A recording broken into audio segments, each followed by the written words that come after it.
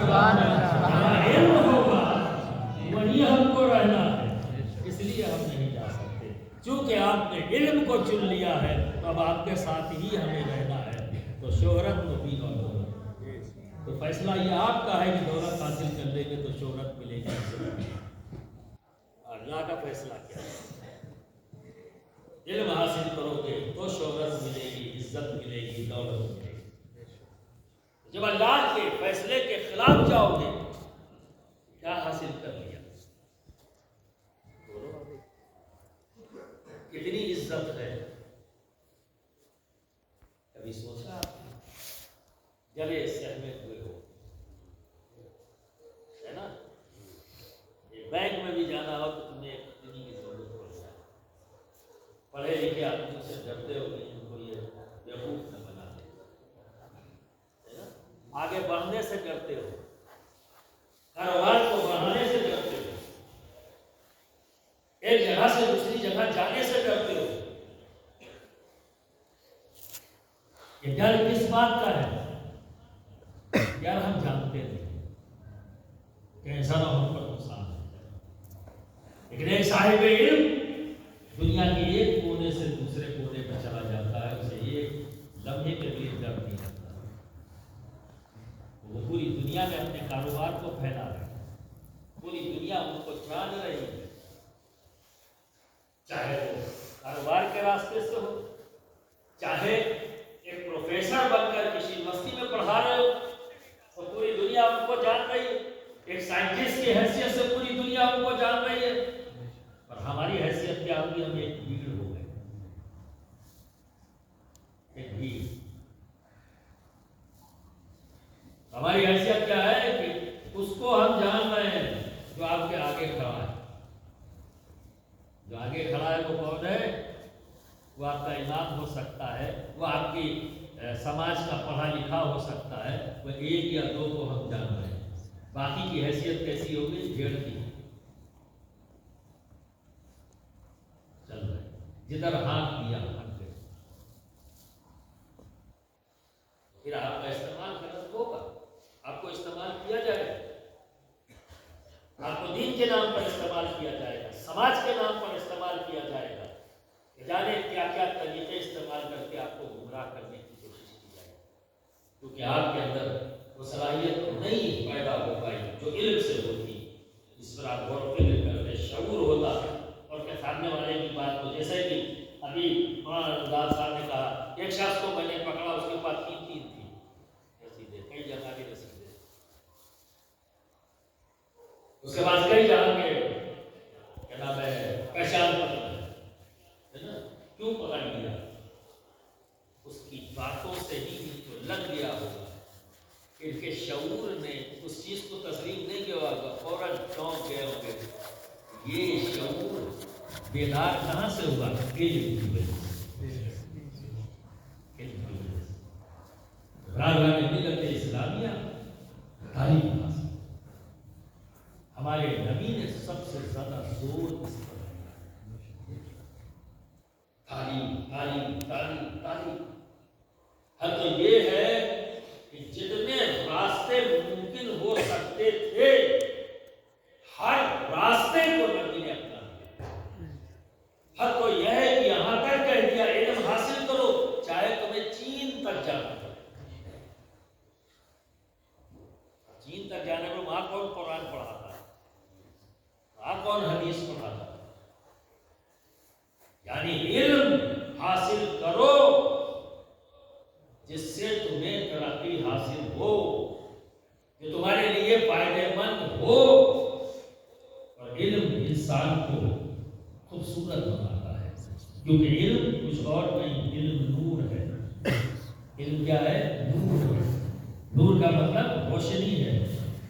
اب یہ بتاؤ تم اگر یہ ساری لائٹیں بند کر دی جائیں کیا ہم ٹھہرو گے؟ تم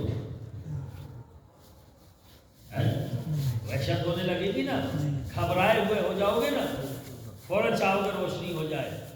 جتنی دیر اندھیرے میں گزرے گی وہ تمہاری گھبراہٹ کا وقت ہوگا، اور جیسے روشنی آئے گی تو راحت۔ آج میری قوم کیوں گھبرائی ہوئی ہے؟ انجانے میں صحیح، تمہارے لاشعور میں ہے یہ چیز. یہ گھبراہٹ کی وجہ علم کی روشنی نہیں، اندھیرا ہے، اور اندھیرا وحشت پیدا کرتا ہے اور روشنی راحت. اگر ابھی لائٹ بند کر دوں تو کیا کرو گے؟ گھبرا جاؤ گے نا. اچھا، اور اسی میں کہوں اچھا یہاں سے دیکھو، یہاں اندھیرا ہو گیا ہے، یہاں سے نکل جاؤ اور وہاں چلو جہاں روشنی ہے. ساتھ خیریت کے پہنچ جاؤ گے؟ بولو، پہنچو گے؟ ایک دوسرے سے ٹکرا جاؤ گے، کہیں اوپر نیچا ہوگا تو گر بھی سکتے ہو، ایک دوسرے سے ٹکرا بھی سکتے ہو. اس مسجد کے جو پلر ہیں ان پلر سے بھی ٹکرا سکتے ہو، دروازوں سے بھی ٹکرا سکتے ہو، کیونکہ اندھیرا ہے، تمہیں کچھ دکھ نہیں رہا. علم کے بغیر اگر تم زندگی گزارو گے تو یہی ہوگا. گڈھے میں بھی گر سکتے ہو، ٹکرا بھی سکتے ہو، کوئی بھی تم کو بیوقوف بنا سکتا ہے، لیکن تم اندھیرے میں ہو. اپنی زندگی کے اندھیروں کو دور کرو علم کی روشنی سے. اپنے بچوں کی زندگی کو اندھیرے میں مت ڈالو، ان کو روشن زندگی دو، اندھیروں کی زندگی ہے، تاکہ وہ بھی کچھ کر سکے. اور بچوں، ہمیں نہیں پتا کہ مروڑ میں تمہاری آبادی میں جو چھوٹا سا بچہ ہے جو ابھی گلیوں میں کھیل رہا ہے، اگر ہم نے اس کو علم کی راہ میں ڈال دیا، نہیں پتا ہے یہ کل IAS بنے گا، APS بنے گا، یہ جج بنے گا، یہ ڈاکٹر بنے گا، انجینئر بنے گا. جو بچہ میری گلی میں گندا سندا گھوم رہا تھا اور پوری زندگی اسی انداز میں گزر جائے، اگر اسی بچے کو علم کی راہ پر ڈال دیا جائے تو وہ ایک ضلع کا مالک بن سکتا ہے، ایک ضلع کے کرپشن کو دور کر دے. ہر چور اچکے اس کے نام سے ڈرنے لگے. IPS بن کر SP بن سکتا ہے.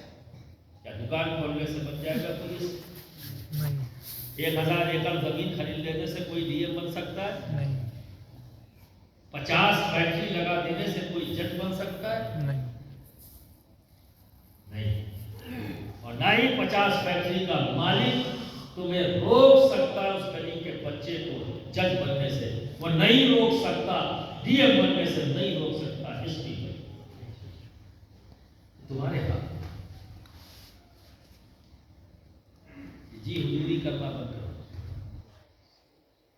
ہاتھ نہیں ہوتا.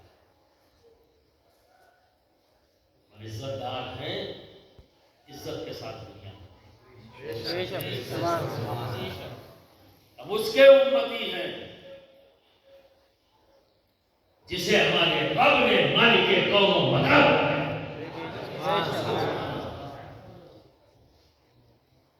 ہم اس رب کے بندے ہیں جس نے اس پوری دنیا کو بنایا، ایسے کا امتی بنایا جس کی وجہ سے اللہ نے یہ دنیا بنائی. ہم وہ ہیں امتیوں کے اعتبار سے ساری امتیں حضرت آدم سے لے کر ان کی امت سے لے کر حضرت عیسیٰ علیہ السلام کی امت تک جتنی بھی امتیں ہیں امت محمدی ان سے اعلیٰ اور افضل. پیدا ہوتے ہی ابھی نہ کوئی عبادت ہے، نہ بھی اس نے علم حاصل کیا، نہ اس نے پڑھا ہے. پیدا ہوا ساری امتوں سے افضل ہے.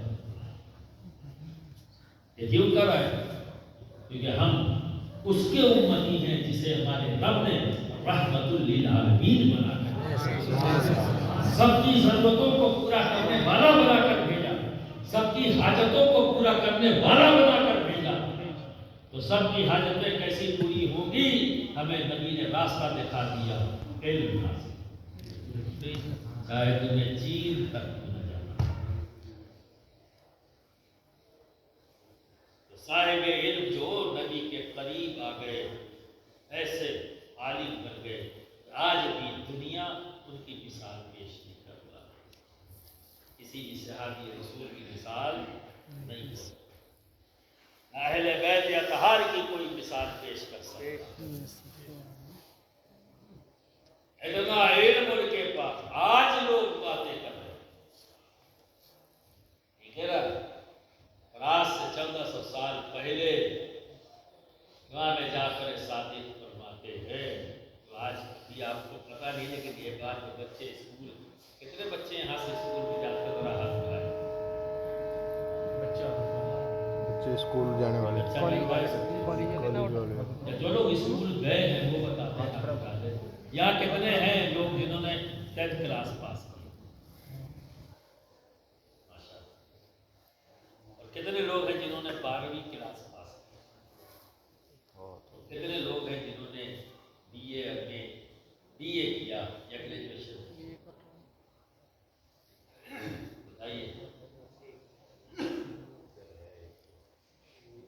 اونٹ کے منہ میں زیرہ والی مثال ہو گئی نا۔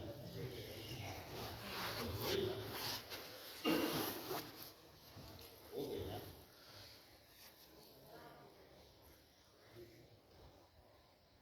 اگر ہم کچھ کہنا بھی چاہیں، ہم کچھ مثالیں دینا چاہیں تو بھی نہیں دے پائیں گے، کیونکہ آپ کی سمجھ